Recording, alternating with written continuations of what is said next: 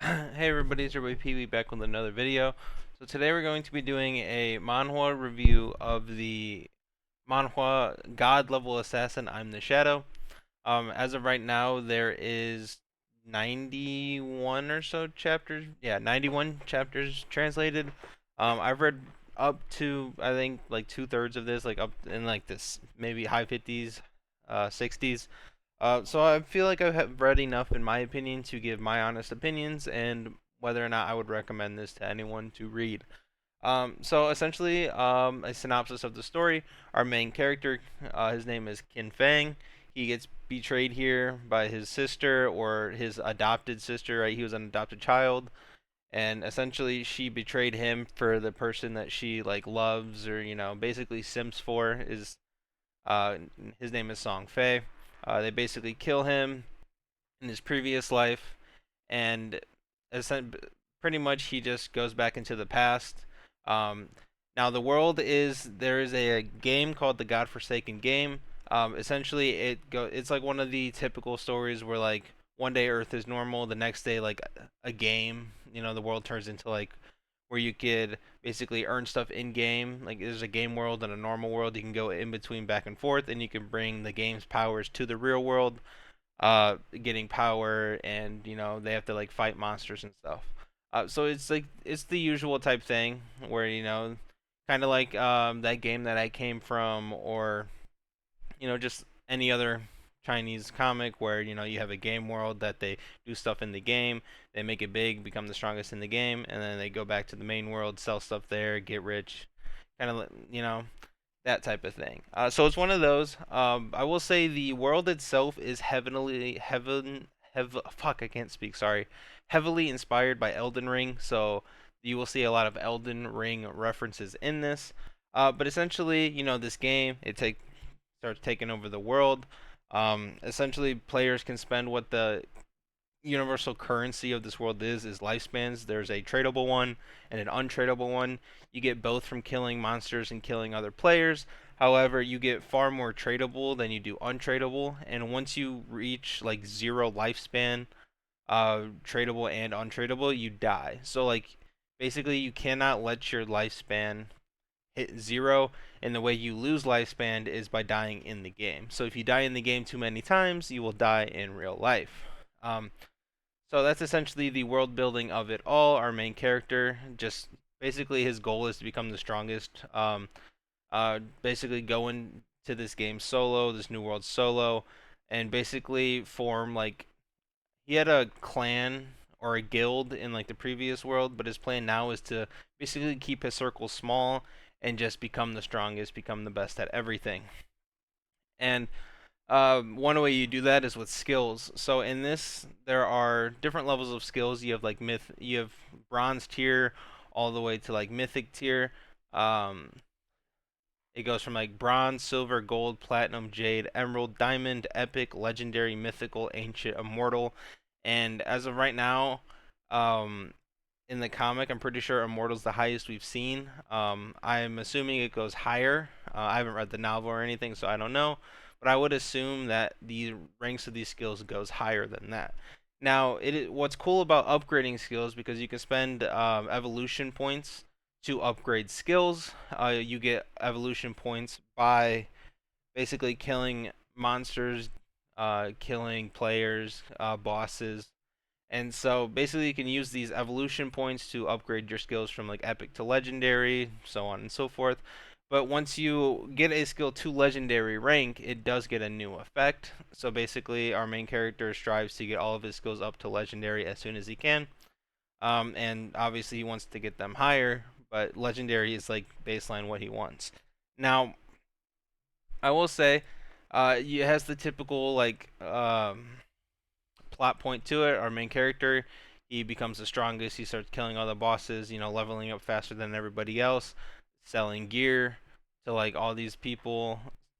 Basically trying to become the richest, strongest, and basically the most powerful person in game and in real life. Um, I will say though, he does have like a kind of like a cheat. Like the whole thing is called God Level Assassin. I'm the Shadow. His class is called Shadow. It's an assassin class. It's a very unique class. There's only one of them. And basically, all the assassin skills he gets are pretty much like broken. Like, as you see here, he has this skill called Greedy Hand that gives him 300% chance to obtain loot drop, which correlates to, in this comic, 300% chance to obtain extra loot means 3 times the loot drops. I know it's worded a little weird, so if you get confused on that front, just basically he gets 3 times the amount of loot. If he levels this up, it goes to 400%. That's 4 times the amount of loot. And as leveling up skills, obviously it costs more points to level up the skills, so he's always grinding, always keeping going. Um, as I said, oh, there's my ad blocker popping out. As I said, there are bosses, in these like tombs. It's a game world, right? So it has bosses in tombs, which are kind of like dungeons where it's full of monsters. As a boss at the end, you kill it, you get loot. The grades are different for the bosses. The lower the grade, the lower the rewards. So basically, platinum grade's like middle of the tier. So like platinum is middle of the loot. Now it's really good early for like where it is in the comic, because it's at the start. In like this early chapter 27, he's still kind of at the start of the game, as you can see, level 15. So platinum boss is really good loot wise. How these skill upgrades work? Essentially, it takes 10 times the amount to go from epic to legendary. However, when you start at something, like say if he gets an epic skill, he can level it up to legendary tier with 10 points. But if it was a normal skill, he has to level it up from normal to bronze to all the way up to where he wants to evolve it. But it keeps basically multiplying in points, so it just costs more and more and more than it would be from going just straight from epic to legendary. Um, I do want to say that it is a revenge story. So as you see here, this is the person that his sister uh, basically betrayed him for. He does end up killing him in real life. Um, I don't. Can't remember in the story. I don't think he's like killed his sister yet. I know he like basically ignores her, basically like lets her suffer, and even like kills her in game a bunch of times.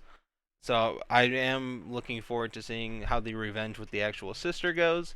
But as for the person who helped his sister, obviously he's doesn't really care. Like he's a ruthless person after his rebirth. After he was betrayed. Like he even goes so far as like massacring this entire family that basically targeted him, tried to kill him. He basically goes and just wipes out the entire family and just makes them disappear overnight.